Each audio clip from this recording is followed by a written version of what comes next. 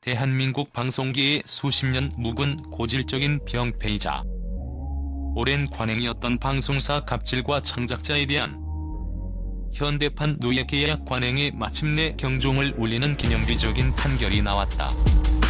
인기야구 예능 최강야구의 성공 신화를 맨손으로 써 내려간 장시원 PD와 그의 독립 제작사 스튜디오 C1이 거대 방송사 JTBC를 상대로 한 다윗과 골리앗의 싸움에서 그 누구도 예상치 못했던 통쾌한 대역전승을 거둔 것이다.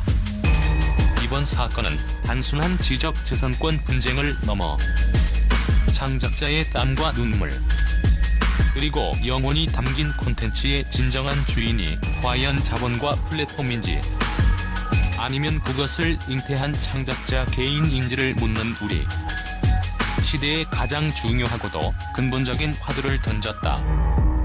사건의 시작 성공 신화 뒤에 가려진 오만과 갈등의 서막. 사건의 발단은 지난해 여름 대한민국 야구 팬덤의 심장을 뜨겁게 달구었던 최강야구 시즌3가 비지상파 예능으로는 경이적인 시청률을 기록하며 성공적인 종영을 맞이한 직후로 거슬러 올라간다. 모두가 시즌4를 기대하던 그 순간 JTBC는 프로그램의 기획자이자 연출가, 즉 살아있는 심장과도 같았던 장시원 PD와의 계약을 일방적으로 종료했다.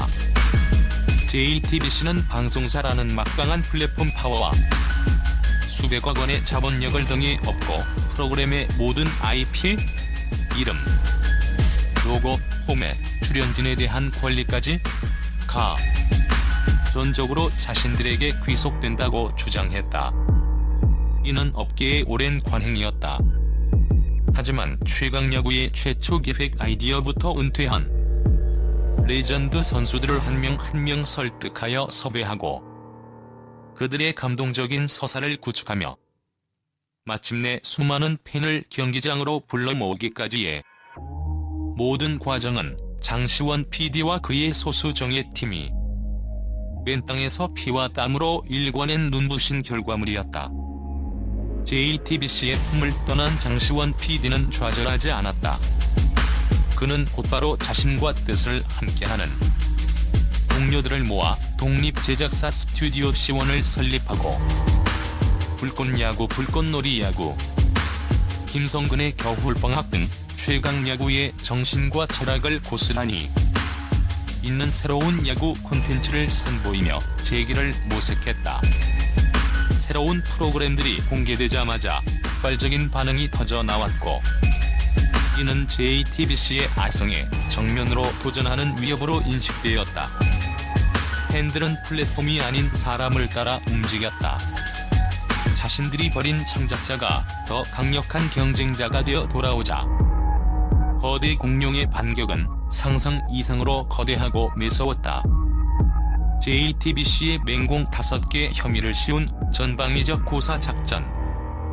JTBC는 장시원 PD와 스튜디오 C1이 최강야구의 성공 공식, 즉 포맷을 무단으로 도용했다고 주장하며 강력하게 반발했다.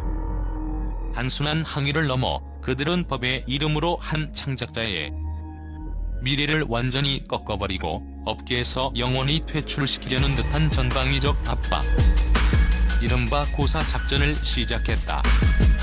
급기야 지난해 9월 28일 저작권법 위반, 상표법 위반, 업무방해, 전자기록 손괴, 업무상 배임 등 한 개인과 신생 제작사가 감당하기 힘든 무려 5개에 달하는 묵직한 혐의로 형사 고소를 제기하기에 이른다.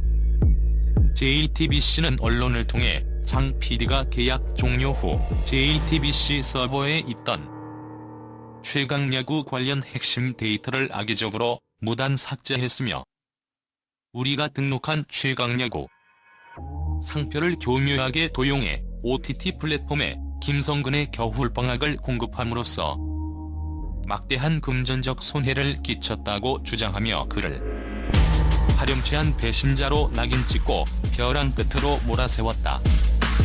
법정에서의 충격적 반전, 모든 것을 뒤집은 스모킹건, 골리앗의 거대한 공세. 앞에 다윗의 운명은 풍전등화처럼 보였다. 언론과 대중의 여론 역시 거대 방송사의 주장에 무게를 싣는 듯했다. 하지만 팽팽하던 법정 공방은 스튜디오 C1 측이 제출한 결정적인 증거 하나, 즉 누구도 반박할 수 없는 스모킹건으로 인해 순식간에 뒤집혔다. 스튜디오 C1이 법원에 제출한 내부 제작 기록과 수많은 이메일에는 충격적인 사실이 담겨 있었다. 최강야구라는 프로그램의 씨앗이 된 최초 기획안이 JTBC의 내부 전산 시스템이나 업무용 이메일이 아닌 장시원 PD 개인의 노트북 컴퓨터에서 그의 개인 이메일을 통해 동료들과 아이디어를 주고받으며 작성되었다는 사실이 타임스탬프와 함께 명백하게 드러난 것이다. 이는 아이디어의 발현 자체가 JTBC의 업무 지시나 인프라와는 완전히 무관한 순수한 개인 창작의 영역이었음을 법적으로 증명하는 것이었다. 재판부는 이를 결정적 근거로 프로그램의 아이디어나 진행 방식, 장르적 특성 같은 추상적인 포맷은 구체적인 표현물로 보기 어려워 저작권법의 보호 대상이 아니다라고 판시하며 장시원 PD와 스튜디오 C1의 손을 들어주었다. 상표권 침해 주장 역시 상표 등록은 가능하지만 그것이 특정 플랫폼에서 프로그램 이름에 대한 영구적이고 독점적인 사용권을 보장하지는 않는다고 판단하며 JTBC의 주장이 법리적으로 얼마나 취약했는지를 명확히 했다.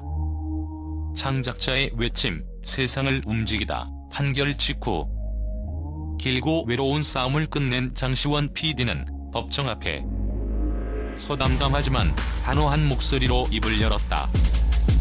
거대 방송사의 논리가 개인의 창작 기록 앞에서 힘없이 무너지는 순간이었다. 창작은 개인의 땀과 눈물, 그리고 수많은 밤샘으로 만들어지는 것이며 자본과 플랫폼은 결코 그것을 빼앗을 수 없습니다. 이번 판결은 저 개인의 승리가 아닌 수십 년간 불공정한 계약에 신음하면서도 목소리 내지 못했던 모든 창작자들의 승리입니다. 그의 진심 어린 외침은 대중과 동료 창작자들의 폭발적인 지지를 얻었고 하루 만에 창작자의 승리 해시태그가 SNS에서 20만 회 이상 공유되며 거대한 사회적 반향을 일으켰다. 이는 더 이상 창작자들이 거대 권력 앞에 침묵하거나 굴복하지 않겠다는 강력한 연대의 선언과도 같았다. 승리의 결정적 열쇠의 미래를 예견한 디지털 요새. 이번 승소의 배경에는 장시원 PD의 놀라운 치밀함과 미래를 내다보는 해안이 있었다.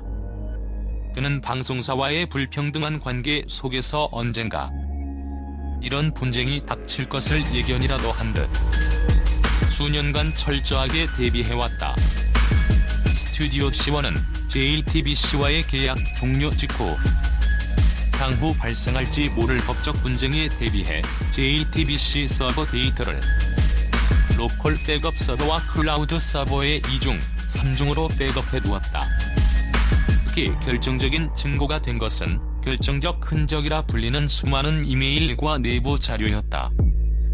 장 PD의 개인 이메일과 스튜디오 C1의 내부 자료에는 JTBC와의 사전 합의 없이 새로운 스핀오프 프로그램 기획과 회의, 아이디어가 날짜별로 꼼꼼하게 기록되어 있었다. 더욱 놀라운 점은 이번 소송에서 공개된 백업 시스템의 일부가 아마존이나 구글 같은 외부 클라우드 서버가 아닌 장 PD가 직접 개발에 관여한 고도로 암호화된 전용 서버였다는 사실이다. 이 서버는 외부 인터넷망에서의 접속이 원천적으로 차단되고 다중 인증 시스템을 통해서만 데이터에 접근할 수 있도록 설계된 그야말로 법적 분쟁 대비용 증거 보존 시스템이자 누구도 뚫을 수 없는 디지털 요새였던 것이다.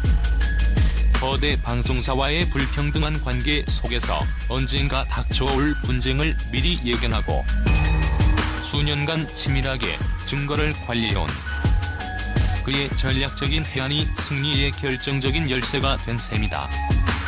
이번 판결은 대한민국 방송계의 불평등하고 불투명한 IP 소유 구조를 뿌리부터 뒤흔들고 창작자의 권리를 한 단계 끌어올린 가장 중요한 선례로 역사에 기록될 것이다. 또한 업계의 데이터 관리 방식의 새로운 법적, 기술적 기준을 제시하며 창작의 진정한 가치가 자본이나 플랫폼이 아닌 아이디어를 낸 바로 그 사람에게 있음을 우리 사회에 다시 한번 명백하게 증명했다. 이 판결 이후 더 이상 방송사는 창작자를 일회용 부품처럼 취급할 수 없게 될 것이다.